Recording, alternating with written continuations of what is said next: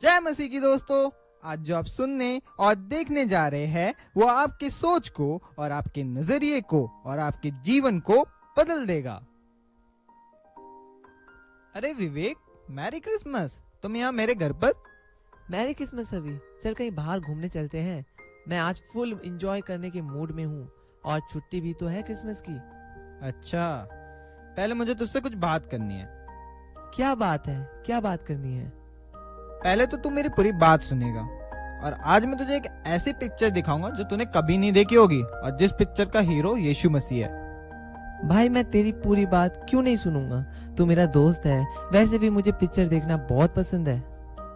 देख, ये जो बाइबल तू मेरे हाथों में देख रहा है, इसमें लिखी बातें पूरी हो चुकी है। कई बातें आज भी पूरी हो रही है और आगे भी होने वाली है। इसका क्या मतलब है? कौन सी ऐसी बातें हैं जो पूरी हो चुकी है? देख, कई 100 वर्ष पहले की बात है। एक याशा नाम के भविष्यद्वक्ता हुआ करते थे जिन्होंने कहा था, एक कुमारी गर्भवती होगी और एक पुत्र को उत्पन्न करेगी जिसका जन्म बैतलहम में होगा। कई साल पहले की बात है, जिन दिनों हेरोदेस जुडिया का राजा था। परमेश्वर ने अपने स्वर्गदूत गैब्रियल को गलीली के नाजरत में एक कुंवारी के पास भेजा जिसका नाम मरियम था। स्वर्गदूत गैब्रियल मरियम के पास परमेश्वर का संदेश लाया कि वह पवित्र आत्मा से गर्भवती होगी और एक पुत्र को जन्म देगी। यह संदेश मरियम के लिए आश्चर्यचकित था, परंतु उसने ध्यान से सुना और आज्ञाकारिता से पालन किया। स्वर्गदूत गैब्रियल ने मरियम से कहा कि तू जो पुत्र जनेगी उसका नाम यीशु रखना। स्वर्गदूत ने यह भी कहा कि वह परमेश्वर का पुत्र कहलाएगा और इज़राइल पर सदा राज करेगा। इस समय पर मरियम और यूसुफ की मंगनी हो चुकी थी और जल्द ही वह उसका पति होने वाला था। मरियम समझ नहीं पा रही थी कि परमेश्वर का पुत्र उसके द्वारा कैसे जन्मा जा सकता है। जब मरियम ने यूसुफ को बताया, तब उसने उसकी कहानी पर विश्वास न किया। वह समझ न पाया और काफी दुखित हुआ कि यह कहानी कैसे सच हो सकती है कि स्वर्गदूत ने मरियम को कहा कि वह परमेश्वर के पुत्र को जन्म देगी। यूसुफ जो धर्मी था और उसे बदनाम करना नहीं चाहता था, उसे छुपके से त्याग देने का विचार किया। उस रात प्रभु का स्वर्गदूत यूसुफ के स्वप्न में आया और उससे कहा कि जो मरियम के गर्भ में है वह पवित्र आत्मा की ओर से है और परमेश्वर का पुत्र है जो अपने लोगों का पापों से उद्धार करेगा। स्वर्गदूत ने यूसुफ से यह भी कहा कि मरियम को अपनी पत्नी बनाकर अपने घर ले जा और यह जो पुत्र जनेगी उसका नाम यीशु रखना। यह सब इसलिए हुआ कि जो वचन प्रभु ने भविष्यवक्ता के द्वारा कहा था वह पूरा हो। देखो, एक कुंवारी गर्भवती होगी और एक पुत्र जनेगी और उसका नाम इम्मानुएल रखा जाएगा, जिसका अर्थ है परमेश्वर हमारे साथ है। तब यूसुफ नींद से जागकर प्रभु के दूत की आज्ञा के अनुसार अपनी पत्नी को अपने यहाँ ले आया और जब तक वह पुत्र न जनी तब तक वह उसके पास से न गया। यूसुफ यूसुफ और मरियम ने तय किया कि वे बैतलहम जाएंगे, क्योंकि राजा अपनी प्रजा की जनगणना करना चाहता था। यूसुफ और मरियम नाजरत से बैतलहम के लिए निकले और उनका सफर बहुत लंबा और मरियम के लिए काफी कठिन था। जैसे ही वे बैतलहम पहुंचे, वे रहने की जगह ढूंढने लगे, परंतु जनगणना के कारण उन्हें रहने का कोई भी ठिकाना न मिला। यह देखकर कि मरियम का प्रसव का समय निकट है, एक तबेले के मालिक ने उन्हें अपना तबेला रहने को दे दिया। मरियम और यूसुफ सूखी घास का बिस्तर बनाकर वहां बैठ गए और उनके चारों ओर तबेले के जानवर थे। और जल्द ही मरियम ने यीशु को जन्म दिया। यीशु का जन्म बैतलहम के तबेले में हुआ। वह बहुत ही सुंदर और चमत्कारी रात थी। स्वर्गदूतों ने स्वर्ग में आनंद मनाया, क्योंकि उद्धारकर्ता पैदा हुआ। बालक यीशु को घास के एक छोटे से बिस्तर पर लेटाया और परमेश्वर के पुत्र ने उसमें आराम किया। जब यीशु पैदा हुआ, तब आकाश में एक नया तारा चमका। उस समय एक स्वर्गदूत 3 चरवाहों के सामने प्रकट हुआ, जो बैतलहम के पास अपनी भेड़ें चरा रहे थे। स्वर्गदूत ने उन्हें यीशु हमारे उद्धारकर्ता और मसीहा के जन्म की खुशखबरी सुनाई। चरवाहों ने चमकता सितारा आकाश में देखा और तभी यीशु को ढूंढते हुए उस तारे का पीछा करने लगे। तारे ने उन्हें चरनी तक पहुंचाया, जहां बालक यीशु थे। चरवाहे यीशु के आगे झुक गए और उनका दिल आनंद से भर गया, और उन्होंने वहां से जाकर लोगों को इकट्ठा किया और बताया कि इज़राइल का राजा, शांति का राजकुमार, दुनिया की रोशनी, राजाओं का राजा, प्रभुओं का प्रभु, इम्मानुएल का जन्म धरती पर हो गया है। जिस उद्धारकर्ता का हमें लंबे समय से इंतजार था, वह सदा के लिए राज करेगा। यीशु का जन्म हर साल क्रिसमस के रूप में मनाया जाता है। यीशु परमेश्वर का पुत्र मानव रूप में जन्मा, मानवता को बचाने के लिए। जो लोग यीशु पर विश्वास करते हैं, वे न ही सिर्फ क्रिसमस पर, परंतु हर दिन क्रिसमस के समान खुशी मनाते हैं, क्योंकि उनके हृदय में परमेश्वर का प्रेम और आनंद भरा रहता है। जो लोग यीशु मसीह पर विश्वास करते हैं, उनके जीवन का हर अंधेरा उजाले में बदल जाता है, क्योंकि यीशु ही जगत की रोशनी है। हर व्यक्ति जो परमेश्वर के राज्य में प्रवेश करता है, उसके लिए स्वर्ग आनंद के गीत गाता है। There is boy child, Jesus Christ was born on Christmas Day, and man will live forevermore because of Christmas Day.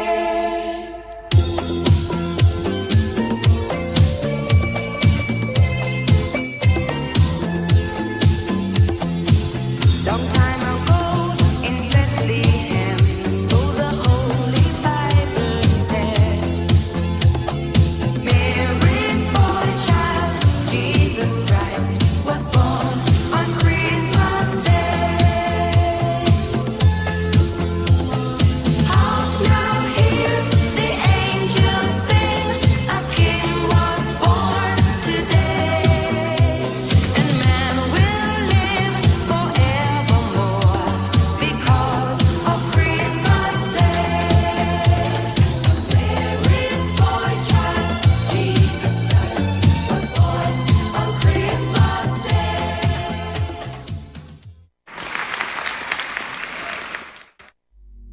अच्छा, तो बाइबल में यीशु मसीह के जन्म की भविष्यवाणी पहले ही हो गई थी। कितने महान तरीके से यीशु मसीह पैदा हुए थे।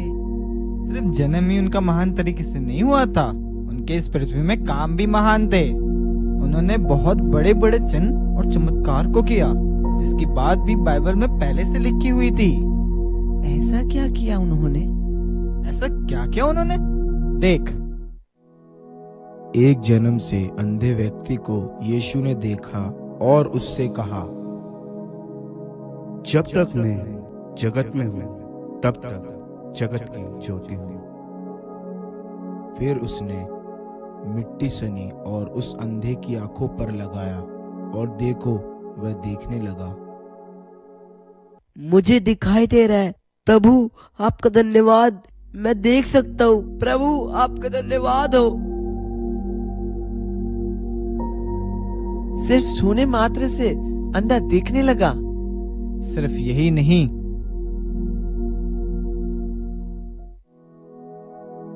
एक कोढ़ी यीशु के पास आया और यीशु से कहा, हे प्रभु, तू चाहे तो मुझे शुद्ध कर सकता है। यीशु ने उसे छुआ और कहा, मैं चाहता हूँ तू शुद्ध हो जा। और देखो, वो तुरंत कोढ़ों से शुद्ध हुआ। मैं ठीक हो गया, मैं ठीक हो गया, मेरे कोढ़ चले गए। प्रभु धन्यवाद आपका, आप महान है प्रभु, आप चमत्कार करते हैं।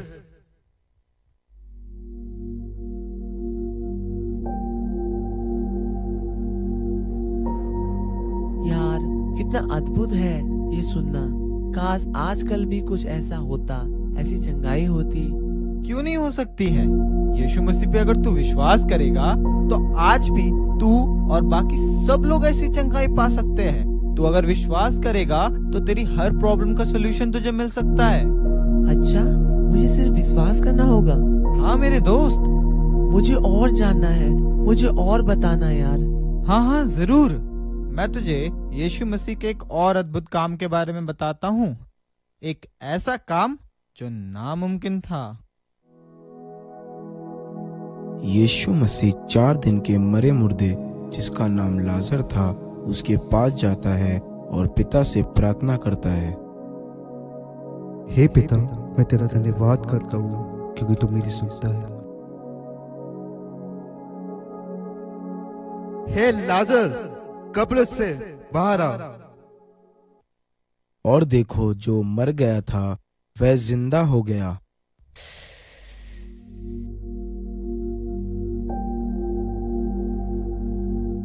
एक मरा हुआ व्यक्ति जिंदा हो गया? क्या सच्ची में? हाँ मेरे दोस्त, बाइबल इन सब बातों का प्रूफ है। मैं हवा में बात नहीं करता, ये एक सच है। जो इस पे विश्वास करेगा और मन फिराएगा, वो ऐसे कामों को होते आज भी देखेगा। क्या सच्ची? हाँ मेरे भाई। अच्छा चल, अब बता आगे क्या हुआ? यीशु मसीह ने फिर क्या किया? फिर क्या हुआ? यीशु मसीह ने तेरे लिए अपनी जान दे दी। मेरे लिए? ये क्या बोल रहा है तू? हाँ, तेरे लिए और इस दुनिया के सभी लोगों के लिए। तुझे पता भी है कितना कुछ सा उन्होंने हमारे लिए। उनके कपड़े फाड़े गए, उनको कांटों का मुकुट पहनाया गया। उन्होंने हमारे लिए 39 कोड़े खाए ताकि हम चंगे हो सके। उन पर थूका, उनका मजाक उड़ाया गया और अंत में उन्हें क्रूज पर चढ़ा दिया। मार्ग और सत्य और जीवन मैं ही हूँ। बिना मेरे द्वारा कोई पिता के पास नहीं पहुँच सकता। उन्होंने औरों को बचाया, फिर खुद को क्यों नहीं बचाया? क्योंकि यीशु मसीह ने हमारे पापों के लिए खुद का बलिदान किया ताकि हम उद्धार पा सके। बाइबल में यूहन्ना के 3:16 में लिखा है, परमेश्वर ने जगत से ऐसा प्रेम किया कि अपने एक लौते पुत्र को इस जगत में भेजा ताकि जो कोई इस पे विश्वास करे वो नष्ट ना हो परंतु अनंत जीवन को पाए। यार, मसीह ने मेरे पापों के लिए खुद को बलिदान कर दिया। ताकि मैं उद्धार पा सकूं। इतना प्यार तो मुझसे कोई भी नहीं कर सकता। उसके बाद क्या हुआ? उन्हें दफना दिया गया और एक पत्थर उनकी कब्र पर रख दी गई। बाइबल में लिखा था कि वो मरकर तीसरे दिन जी उठेंगे और 3 दिन बाद प्रभु का एक दूत उतरा। उसने कब्र पर से पत्थर हटाया और कहा, वह अपने वचन के अनुसार जी उठा।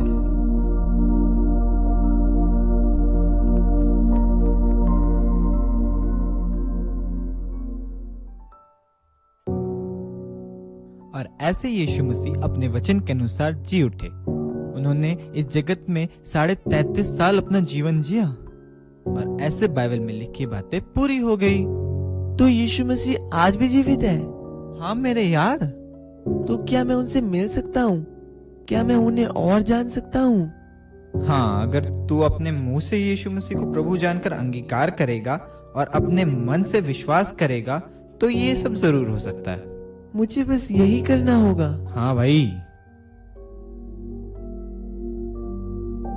अच्छा, ये सब मैं समझ गया कि बाइबल में लिखी बातें पूरी हो चुकी है, लेकिन तूने मुझे बोला था कि बाइबल में लिखी बातें आज भी पूरी हो रही है और आगे भी पूरी होगी। उसका क्या मतलब है? उसका ये मतलब है कि तुझे याद है 2004 में जब सुनामी ने हिट किया था इंडिया को, 7 घंटे तक रही थी और कितनी तबाही मची थी उस सुनामी की वजह से।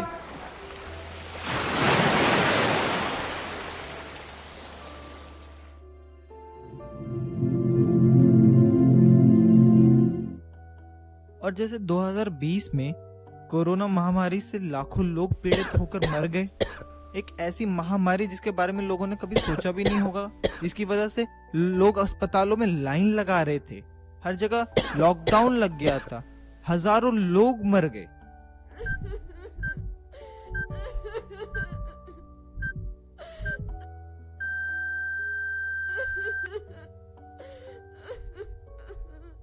भारत में पिछले 24 घंटों में 26,964 नए मामले सामने आए हैं। इनमें से 15,000 से ज्यादा मामले केरल से रिपोर्ट किए गए हैं। इससे पहले यानी एक दिन पहले 26,115 केस सामने आए थे। वहीं पिछले 24 घंटों में 383 कोरोना संक्रमितों की जान चली गई। अब देश में कुल आंकड़ों की बात करें तो स्वास्थ्य मंत्रालय के हवाले से जो डेटा आया है उसके अनुसार अब तक कुल मामलों की संख्या 3,35,00,000 से अधिक हो गई है। वहीं इस महामारी के कारण 4,45,768 लोग अपनी जान गंवा चुके हैं।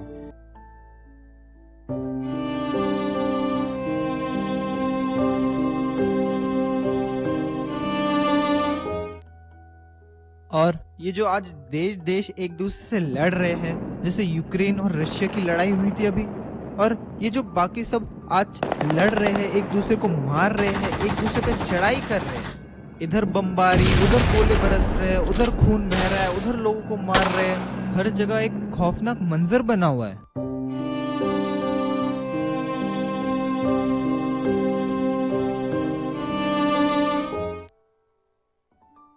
और ये जो कितने बड़े बड़े भूकंप आए थे, आ रहे हैं, जिसकी वजह से ना जाने कितने घर तबाह हो गए, ना जाने कितनों ने क्या कुछ नहीं खो दिया।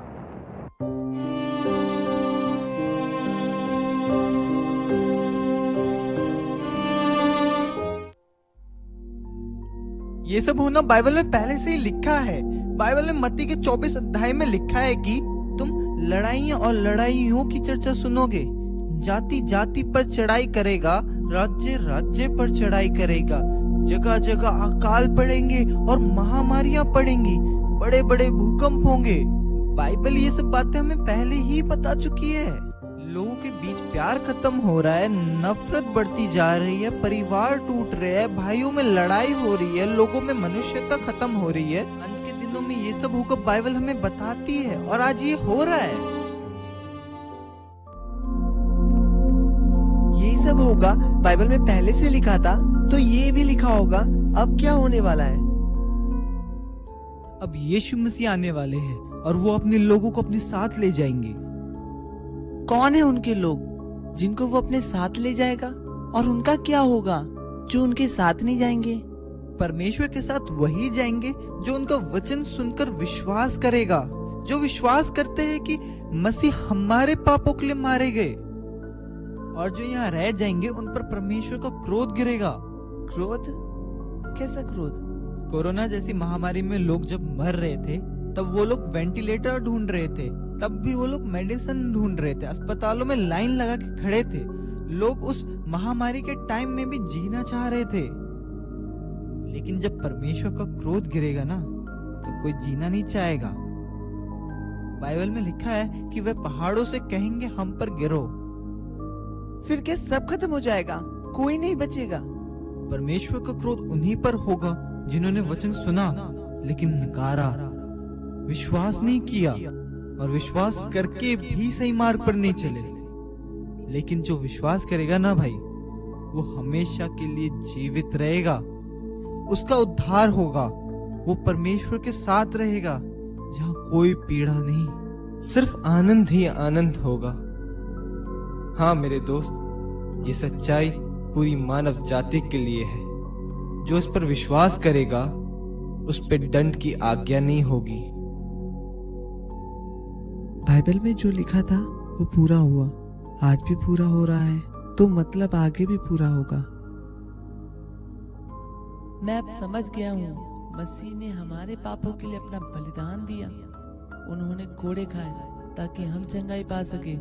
मुझे बस विश्वास ही तो करना है, बाकी सब तो यीशु मसीह ने पहले ही क्रूस पर कर दिया। आजकल तो थोड़े से सुख के लिए क्या कुछ नहीं करना होता। मुझे बस विश्वास करना है और मन को बदलना है, फिर मुझे भी चंगाई मिलेगी, मेरा भी उद्धार होगा। और जब यीशु मसीह आएगा तब मैं भी उसके साथ जा सकूंगा।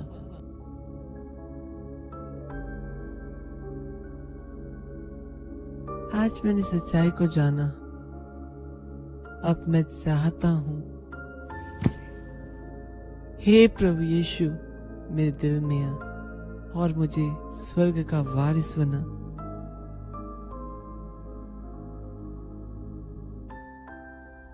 अंत में हम सब पवित्र नगर को स्वर्ग पर से परमेश्वर के पास से उतरते देखेंगे। परमेश्वर का डेरा हमारे बीच में होगा। परमेश्वर हमारे साथ वास करेंगे। हम परमेश्वर के लोग होंगे और वह हमारी आंखों से सब आंसू पोंछ डालेगा। और उसके बाद न मृत्यु रहेगी और न शोक, न विलाप, न पीड़ा रहेगी। पहले की बातें जाती रहेंगी।